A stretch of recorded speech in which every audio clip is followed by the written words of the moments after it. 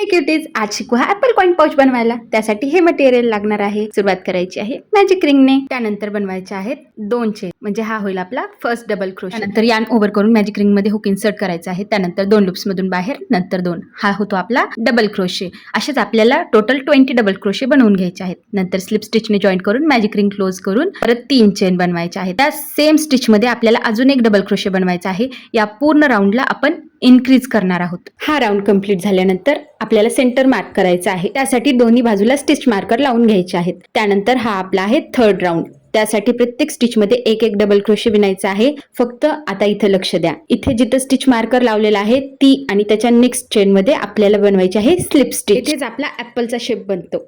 बनवूयात बॉर्डर. त्यासाठी रेड कलरची यार्न घ्या आणि स्लिप नॉट बनवा. त्यानंतर सिंगल क्रोशेचा वापर करून ही यार्न अशा प्रकारे आपल्या वर्कला जोडून घ्यायची. त्यानंतर एक चेन बनवायची, परत एक सिंगल क्रोशे नेक्स्ट चेन मध्ये. अशा प्रकारे ही बॉर्डर कंप्लीट करून घ्यायची आहे. फक्त जिथे जिथे स्लिप स्टिच बनवले ना तिथे तिथे स्लिप स्टिच बनवायची. असाच एक बॅक पार्ट ही तयार करून घ्यायचा आहे. त्यानंतर दोन्ही पार्ट सिंगल क्रोशेचा वापर करून जॉईंट करून घ्यायचे आहेत. दोन्ही बाजूच्या एक एक चेन मध्ये एक एक सिंगल क्रोशे. आता यासाठी हँगर बनवूयात. त्यासाठी चेन बनवायचे आहेत आणि सिंगल क्रोशेचा वापर करून हे वर्क आपलं दुसऱ्या बाजूला जोडून घ्यायचं आहे. त्यानंतर फर्स्ट सिंगल क्रोशे मध्ये स्लिप स्टिच बनवायची आहे. आता वेळ आहे काही फिनिशिंग टचेस द्यायची. हे झाल्यानंतर आपला कॉइन पाऊच अगदी रेडी आहे. नेक्स्ट एपिसोड मध्ये काय बनवू, बी फॉर बटरफ्लाय की बो, कमेंट करून सांगा आणि सबस्क्राईब करा अशाच ट्युटोरियल्स साठी.